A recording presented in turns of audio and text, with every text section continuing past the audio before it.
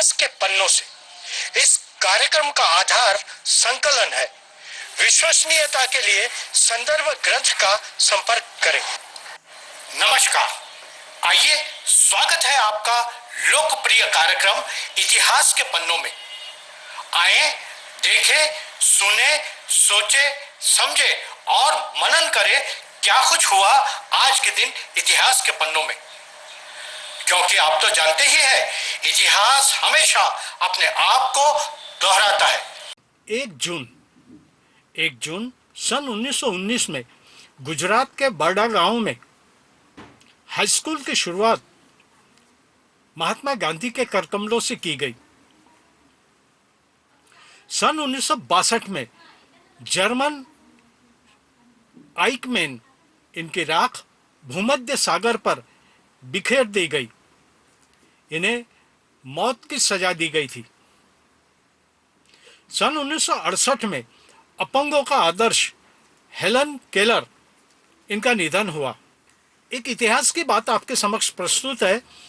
सन 1884 में अमरावती के सरकारी हाई स्कूल के वसति गृह में हर विद्यार्थी को भोजन का मासिक खर्च 4 रुपए 2 आने और 3 पैसे आया। इस भोजन की थाली में वरण, भात, रोटी, भाजी, कढ़ी और शुद्ध घी दिया जाता था। सन 1925 में नगर पालिका अमरावती ने मुफ्त अनिवार्य शिक्षण की शुरुआत की।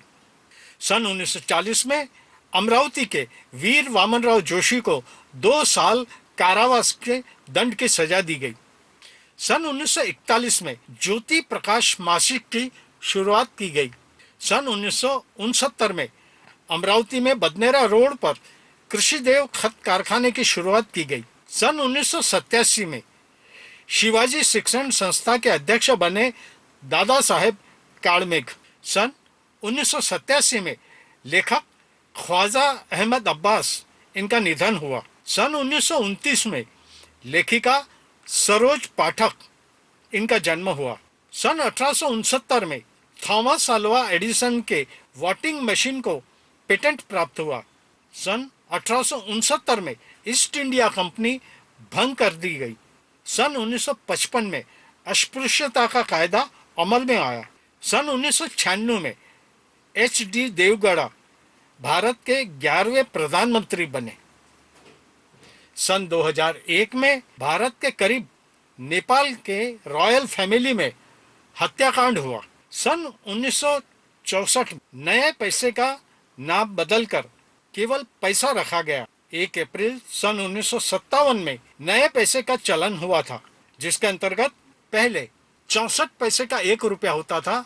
पश्चात 1957 में 100 पैसे का 1 रुपया ये चलन में आया। सन 1929 में प्रभात फिल्म कंपनी की स्थापना की गई। सन 1929 में अभिनेत्री नरगिस दत्त इनका जन्म हुआ। सन 1938 में अभिनेत्री लीला गांधी इनका जन्म हुआ। सन 1945 में टाटा संशोधन केंद्र स्थापित किया गया। सन 1930 में मुंबई पूना के बीच पहली डीलक्स ट्रेन चलाई गई। सन 1996 में भूतपूर्व राष्ट्रपति नीलम संजीव रेड्डी इनका निधन हुआ। सन 1930 में नवल टाटा ने टाटा कंपनी ज्वाइन की। सन 2001 में परीक्षण से ज्ञात हुआ कि नेपोलियन की मृत्यु जहर देने से हुई थी। सन 1984 में नाना पड़शीकर इनका निधन हुआ। सन 1916 में अहमदनगर में लोकमान्य तिलक इनका भाषण आयोजित हुआ।